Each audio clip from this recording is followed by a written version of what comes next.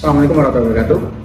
Perkenalkan, nama saya Dwi Kurniawan, MPD, dengan nomor induk dosen nasional 0017 088305. Saya merupakan dosen tetap program studi pendidikan fisika, jurusan pendidikan matematika ilmu pengetahuan alam, Fakultas Keguruan Ilmu Pendidikan Universitas Jambi. Dalam video kali ini, saya akan melakukan sebuah uji dalam hal pengajaran, khususnya di mata kuliah asesmen digital, yang merupakan mata kuliah pokok saya sesuai dengan bidang kepakaran evaluasi pendidikan fisika atau sains. Mata kuliah ini bertujuan untuk membekali para mahasiswa dengan pengetahuan, pemahaman, dan penerapan berbagai konsep penilaian dan asesmen, khususnya asesmen digital, dalam rangka mengimplementasikan konsep dasar penilaian, karakteristik penilaian, baik berbentuk penilaian formatif dan sumatif yang bertujuan untuk meningkatkan kualitas pembelajaran dan pendidikan. Adapun capaian pembelajaran mata kuliah ini diharapkan mahasiswa mampu mengidentifikasi masalah dalam asesmen digital, merumuskan masalah, membuat sebuah acuan teori penggunaan asesmen digital, serta menyusun metodologi yang tepat dalam kegiatan pembelajaran yang berbasis PBL, sehingga nantinya mahasiswa mempunyai kemampuan holistik dalam mata kuliah ini. Dalam mata kuliah ini, mahasiswa kelak akan membuat sebuah tugas proyek berupa pembuatan instrumen tes dan non-tes yang berbasis digital, khususnya di kelas 10 pada mata pelajaran fisika untuk semester ganjil. Sehingga dari kemampuan tersebut nantinya mahasiswa mempunyai karya dan juga bisa menganalisis karyanya sesuaikan dengan referensi atau teori-teori yang ada. Hal itu menunjukkan bahwa mahasiswa nantinya mempunyai konsep yang baik, menganalisis konsep dari data-data asesmen digital, sehingga mereka dapat memberikan sebuah solusi dalam peningkatan mutu kualitas pembelajaran dan pendidikan. Materi yang akan disampaikan itu materi dalam pertemuan ketiga terkait dengan konsep penilaian acuan patokan atau PAP, di mana dalam materi ini ada terkait dengan kriteria ketuntasan minimal dalam kurikulum 2013 dan juga ada namanya KKTP tentang kriteria ketuntasan tujuan pembelajaran. Materi ini sangat penting sebelum berlanjut kepada bagaimana proyek asesmen digital dilakukan, supaya mereka tahu, mereka membuat sebuah konsep dan rubrik tentang penentuan tuntas atau tidak tuntasnya siswa dalam belajar, yang nantinya dalam konsep ini itu dijadikan patokan pembuatan sebuah proyek digital, instrumen tes dan non-tes yang menggunakan berbagai macam program. Ada Kahoot, ada Google Form, kemudian ada program-program yang lain. Terima kasih. Assalamualaikum warahmatullahi wabarakatuh. Assalamualaikum warahmatullahi wabarakatuh. Apa kabarnya, sehat? Kita mulai ujian kita dengan berdoa.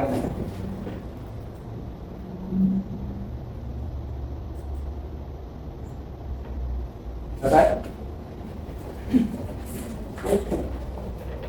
Hari ini kita memasuki pertemuan ketiga. Kita diskusi tentang bidang pendidikan yang khususnya terkait dengan namanya evaluasi. Di pertemuan pertama, pertemuan kedua kemarin kita juga sudah ada diskusi dan menganalisa diskusi tentang yang namanya konsep evaluasi. Dan juga saya minta kalian kemarin untuk membaca sebuah laporan tentang survei internasional hasil dari evaluasi negara. Dari laporan-laporan itu bisa kalian kaji kemudian kita diskusikan sama-sama. Bisa kita analisis bersama apa sih sesungguhnya data-data yang kalian analisis. Nah, terkait dengan materi hari ini, penilaian acuan atau enggak, setiap negara itu mempunyai aturan tersendiri dalam memberikan sebuah kriteria penilaian, kriteria keberhasilan siswa baik jenjang sekolah dasar hingga sekolah menengah atas maupun kejuruan terkait dengan kemampuan siswa. Maka dari itu, kajian terkait dengan survei internasional ini penting supaya kita tahu bentukan negara kita, bentukan negara-negara yang lain itu bagaimana posisinya. Silakan. Oke, silakan. Kelompok yang mana terlebih dahulu menyampaikan hasilnya?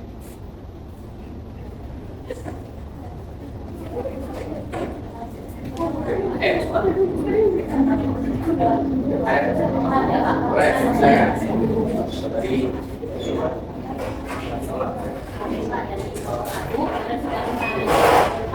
sini yang kami temukan itu mengenai EDI atau Education Development Index.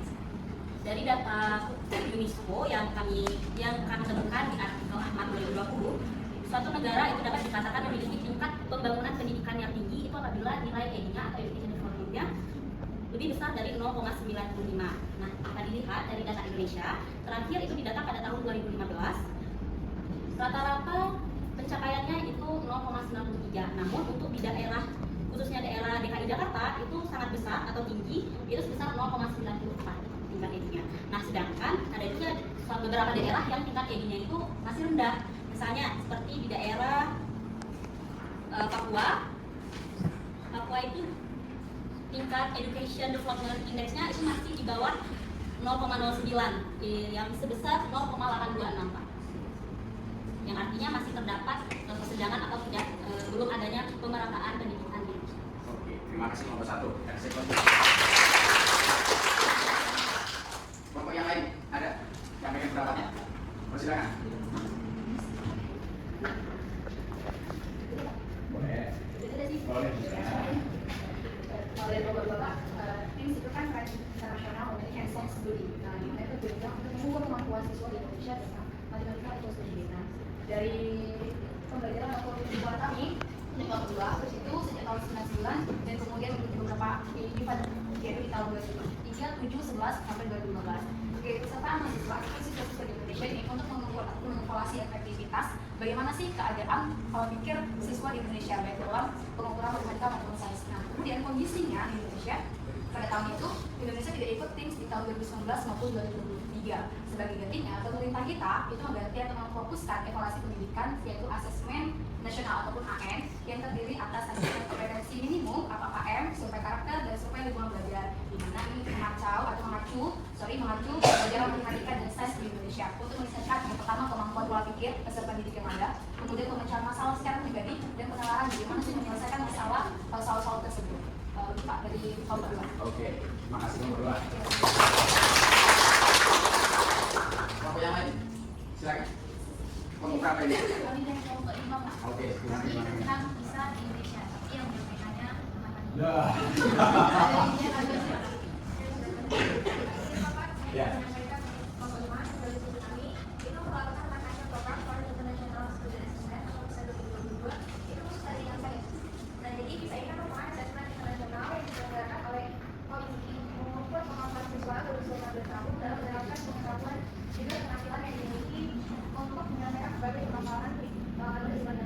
Jadi dalam bidang sains ini bisa diukur tidak hanya mengukur penguasaan konsep, tetapi juga kemampuan berpikirnya, analisis data, dan juga mengambil keputusan berdasarkan bukti ilmu.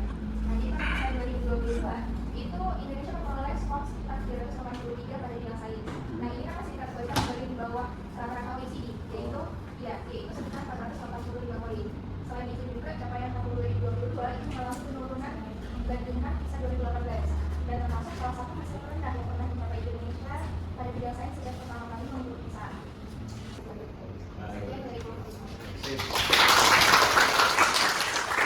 Itu kondisi negara Indonesia khususnya di IPA, sains, bahwa rankingnya masih rendah. Hari ini kita akan belajar diskusi dan ada kaitannya dengan yang kalian sampaikan tentang penilaian acuan atau faktor. dalam setiap negara yang mereka mempunyai pendidikan, baik tingkat dini, dasar, menengah, hingga jenjang tinggi, mereka mempunyai aturan-aturan, mereka mempunyai patokan-patokan bagaimana siswa atau mahasiswa belajar mempunyai sebuah kompetensi yang kemarin pernah saya sampaikan itu ada 3, dari sisi kognitif, pola pikir, dari sisi sikap atau karakter, kemudian yang ketiga dari sisi skill atau psikologi. Dalam acuan dan patokan, ya kan? Ini penting karena alasannya pada saat misalkan kita menilai sesuatu, membuat sebuah siswa ini berhasil atau tidak berhasil, barang ini diperlukan karena alasannya adalah supaya kita tahu yang pertama kemampuan awal para peserta ini atau para siswa. Dia sudah punya apa sih? Sama misalkan pada saat kalian ingin main game, ya kan? Apapun gamenya, Legend kah, PG kah, atau game yang lain, kalian kan akan cek sudah sejauh mana ya info yang kalian dapatkan tentang game itu. Nah, pada saat misalkan kalian ingin main game, lakon apa, tokoh apa yang kalian pilih, senjata apa yang akan kalian pilih, apakah panah, pedang, tombak, atau yang lain. Nah, demikian juga pada saat misalkan kita sebagai seorang guru akan belajarkan siswa untuk belajar, kita tahu dulu nih kemampuan anak-anak kita. Oh, si A dia mempunyai keunggulan dalam bidang ini, si B dia mempunyai keunggulan dalam bidang ini, si A juga punya kelemahan dalam bidang yang lain, si B juga mempunyai kelemahan dalam bidang yang lain. Faktor-faktor itu yang harus kita amati dengan baik, kita analisis dengan baik, sehingga nanti pada saat misalkan keunggulan kelemahan sudah terpetakan dengan baik, kita sebagai seorang calon guru nanti mau tidak mau harus membuat patokan atau kriteria mereka berhasil dalam belajar atau tidak berhasil dalam belajar. Itu pentingnya penilaian patokan. Terus, ya kan? Dalam penilaian acuan patokan ini ada beberapa hal yang harus kalian amati dengan baik. Karena kunci yang paling penting adalah tentang tuntasan belajar. Kalau istilah kerennya itu namanya mastery learning. Nah, dalam tuntasan belajar ini ada 3 faktor yang menentukan. Ada kompleksitas, ada daya dukung, ada intake siswa. Kompleksitas di sini itu terkait dengan materi-materi yang sebelumnya diajarkan oleh guru, materi-materi yang sudah disusun dalam sebuah kurikulum yang ditentukan oleh para ahli di kementerian sama. Nah, materi-materi fisika di jenjang SMA misalkan, di jenjang kelas 11 materi semester ganjil, ada materi yang akan dipelajari di semester genap, kelas 10 juga, kelas 12 juga.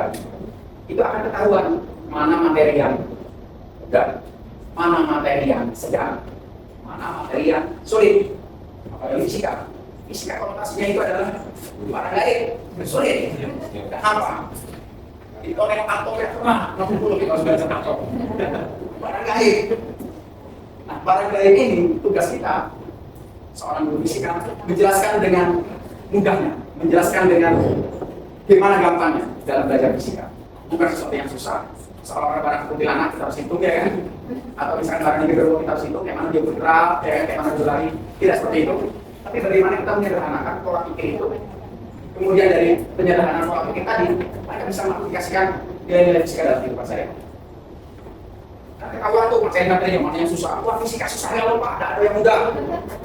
Sudah, kalau susah semua kita buat. Susah ini ada skornya, sedang itu ada skornya, mudah itu juga ada skornya, artinya ada angkanya. Setelah kompleksitas, kita lanjut ke daya dukung. Maksudnya itu apa, Pak? Daya dukung itu setiap sekolah yang semua saudara-saudara dulu berasal dari sekolah menengah atas, atau misalkan berasal dari SMK kedua, atau misalkan belajar di pondok, akan ketahuan pada saat mereka belajar fisika apakah ada ruangan kelas. Dalam belajar fisika, apakah punya labor? Baik itu labor untuk kegiatan praktikum maupun labor misalkan menggunakan labor multimedia atau labor komputer. Nah, ini akan dicek semuanya. Sarana prasarananya sudah lengkap atau belum?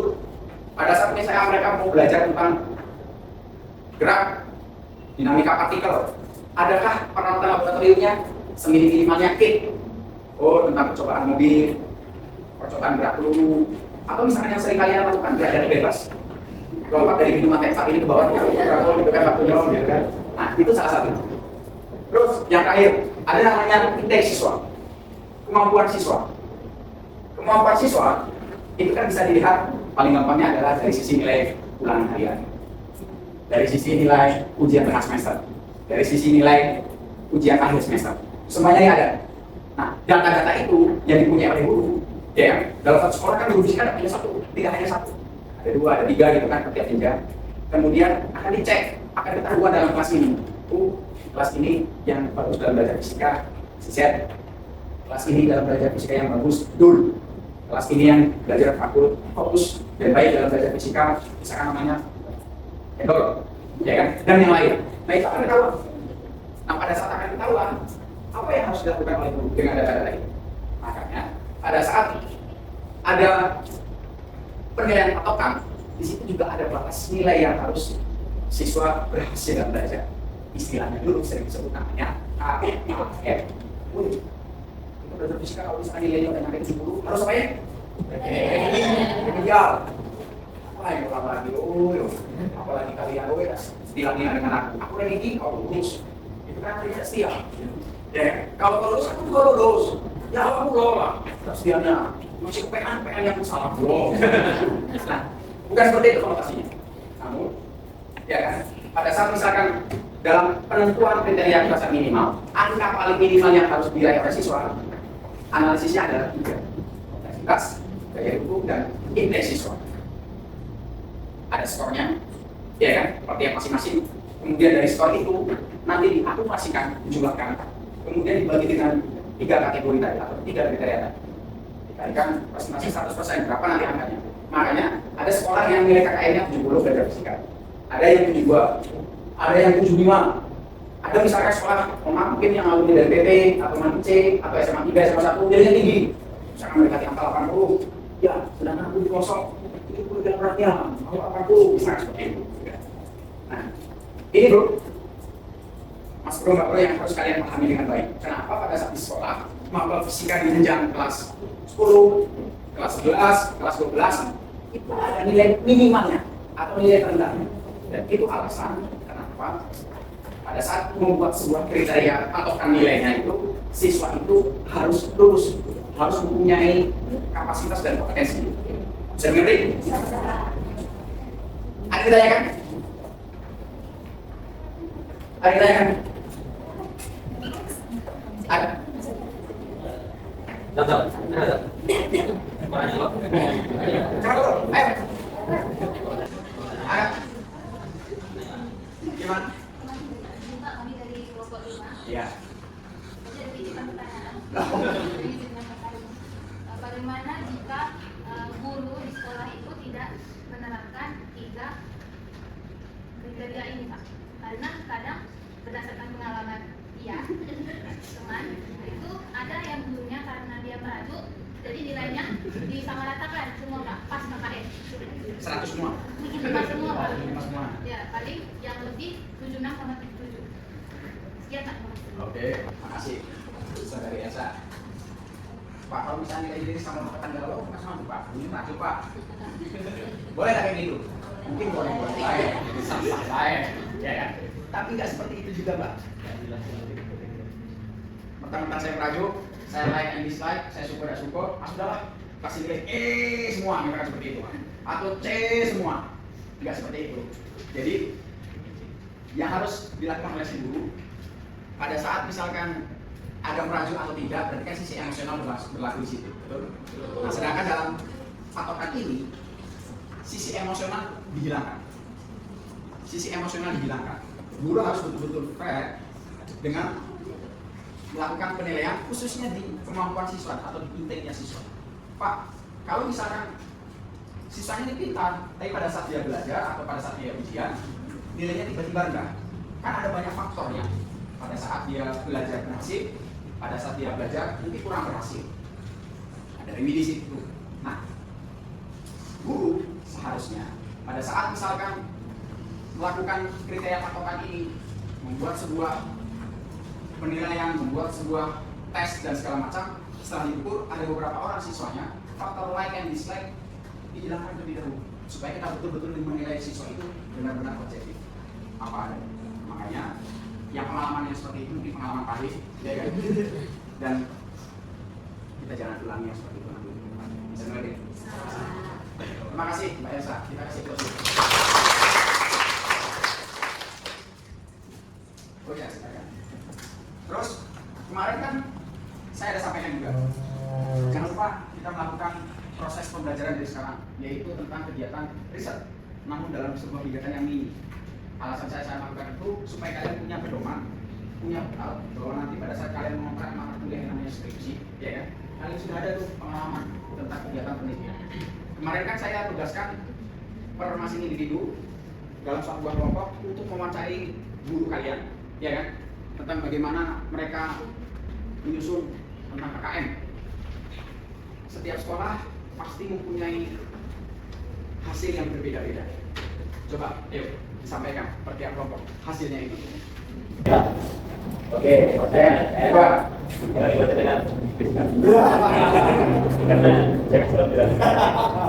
Nanti nampak enggak? Iya.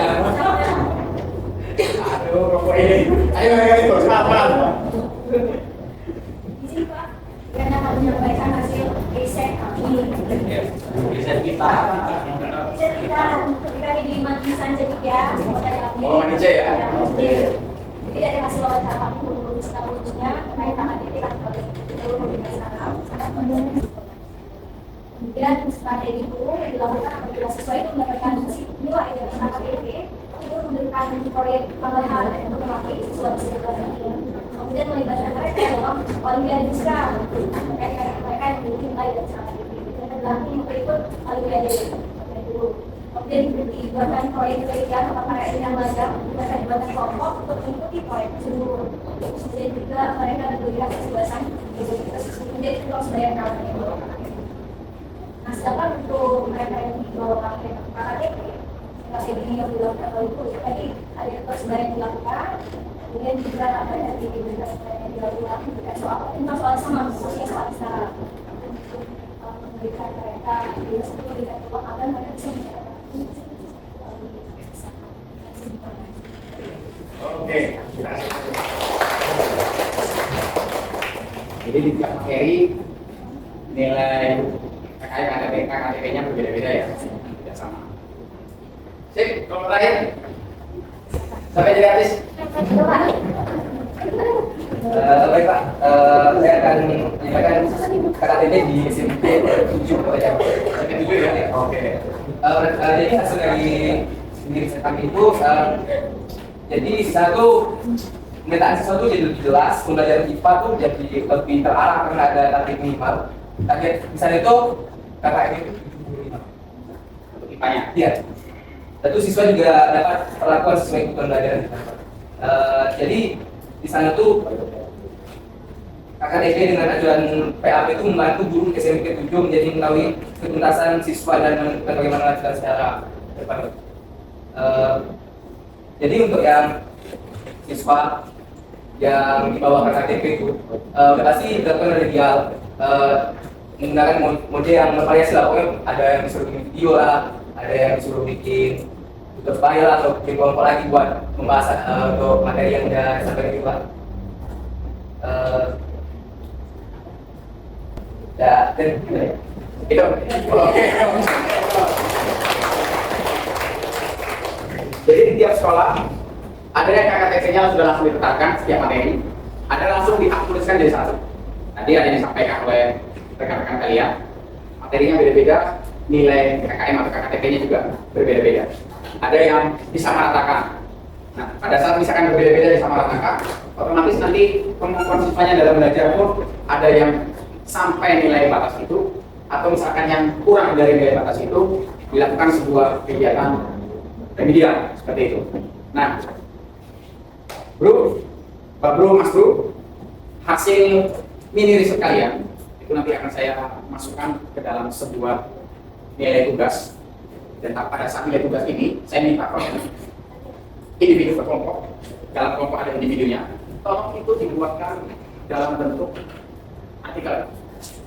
Artikel itu nanti kalian akan jadi artis di seminar internasional yang namanya GDIC, Green Development International Conference. Kalian harus jadi artis di sana. Supaya apa? Kamu punya berpikir yang baik dalam menyampaikan materi atau hasil riset kamu. Kemudian kamu punya soft skill. Soft skillnya menyampaikan apa tuh? Ya nyampaikan ide kamu dengan menggunakan bahasa Inggris. Inggris itu lah bahasa Inggris. Yang ketiga, ya kan? Kamu juga punya yang namanya karakter. Mau nggak mau, kamu takut. Mau nggak mau, kamu juga disiplin. Nah, nanti pada saat kamu ikut DDIC, saya akan masukkan nilai presentasi kamu. Karena kita nanti juga akan datang di acara itu, akan melihat bagaimana kamu nanti presentasi. Saya kasih waktu dulu cukup ya.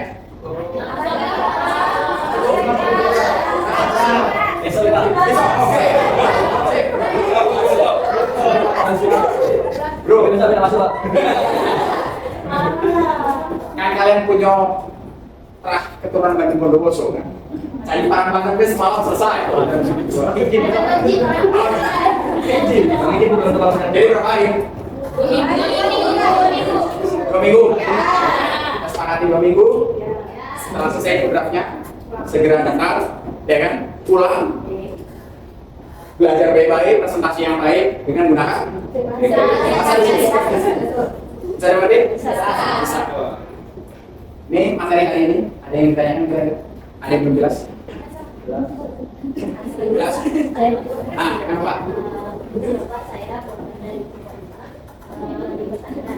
Bahwa kami hanya memastikan bahwa penyusunan KTP atau kriteria keputusan pelajaran itu sebenarnya itu disusun di setiap awal tahun ajaran atau di setiap awal semester. Misalnya nih Pak, jika guru tersebut mengatakan KTP itu disusun di awal Februari, nah apakah itu dapat dikatakan untuk semester genap atau bagaimana? Oh, siap. Jadi kan biasanya para guru ini kan ada persatuan di tingkat kecamatan, kabupaten, provinsi. Istilahnya itu sering disebut namanya MGMP, Musyawarah Guru Mata Pelajaran. Jadi di kecamatan ini ada berapa sekolah guru fisikanya, di kabupaten ini guru fisikanya ada berapa. Mereka biasanya pada saat misalkan menentukan KKTP atau KKM, mereka akan berkumpul musyawarah dulu. Kapan ya emangnya yo? Pelajaran baru banyak atau pelajaran baru ini banyak kegiatan, ngapain? Penerima mahasiswa baru, ya kan? Apalagi di sekolah saya, sekolah favorit, banyak kan, 10.000 orang daftar. Langsung stadion kan? Nah, atau misalkan ada dulu yang punya ide, janganlah kita susun di semester genap, kayak tinggal kita implementasikan kayak nanti di tahun ajaran baru. Boleh seperti itu? Boleh. Tapi pada saat mereka bergabung musyawarah, itu bukan langsung serta-merta besoknya langsung diimplementasikan, tidak. Tapi ada jeda waktu. Seperti itu ya Mbak ya? Jelas? Jelas. Oke, terima kasih. Makasih untuk hari ini. Hati-hati nanti pulang, sehat-sehat. Yuk kita beradu, kita balik. Barang yang kemarin, terima kasih.